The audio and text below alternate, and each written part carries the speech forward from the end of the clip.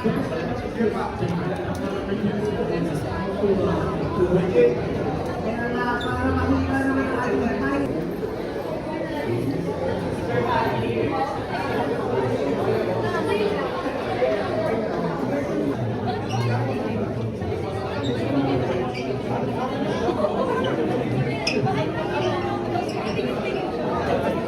po bawal eh. Punta mo na sir.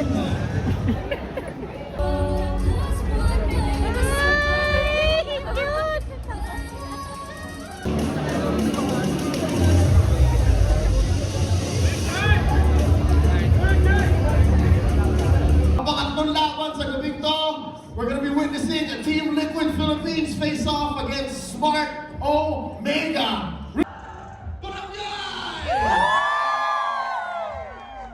Kita lang po, para sa lahat ng mga nanonood dyan, ikaw, kung nanonood ka man at supporter ka ng barangay, tingin ko panahon na na ipakita ang pagsuporta sa pina ng barangay because if they win versus TLPH in this last series for this triple header, qualified na sa playoffs ng Smart Omega. Oh wow! Parang ano to, for supporters na parang even from last season, sobrang sesig mo na kasi dati naghabol eh. Pag-awit natin, panahon na para ilabas ang inyong mga bias kasi today, sorry, hindi ako ulat ngayon.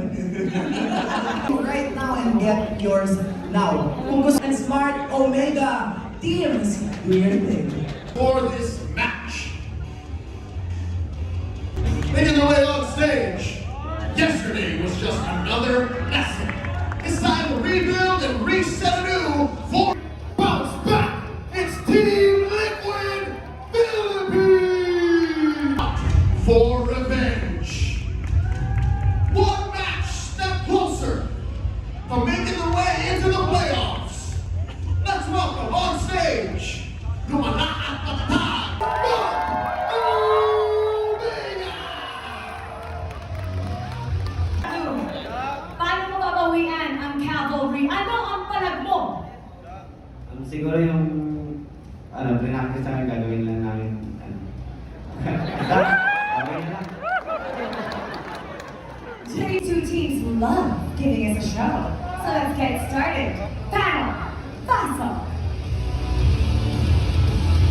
Matulong pwedeng magsimulan at maybe ito na nga ang simula para sa Team Liquid Philippines. Putok na tayo sa ating mga... Ang ating MVP ay si Sanji. I gotta say, may delay kasi naman yung casting nung Frigid Glacier. Sa kanya natatiming niya talaga. So hindi mo makakasaktong-saktong. Na nagmumula sa Team Liquid Philippines, kaya naman nabigla ang barangay game number 2. Yung magandang laro pa rin ang pinakita ng Omega at hindi pa rin naman tapos ang kampanya papasok ng playoffs para sa Smart Omega. Marami naman pa namang laro in the upcoming weeks of NBA. Yeah, may 2 linggo pang pag-ahandaan ang Smart Omega. Pero nakita naman natin may mga signature picks na lumawas. Ang problema nga lang na nakita yung paghahanda ng Team Liquid na yun talagang nag-ibabaw. Konting asa pa para sa Barangay Omega pero ang suporta ng barangay ay ramdam na ang pero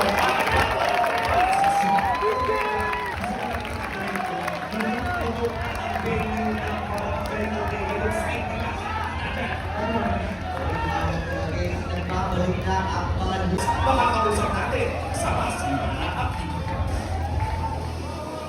Alright, everybody, give it up for TLPH! Oy, na-surprise ko rin sa talent pick, ha? We haven't seen that in so long. Last time actually, M5, parang dito sa MPL Philippines, parang bago pa lang ata ako dito sa MPL nung last na nagamit ko. How did you guys come up with that?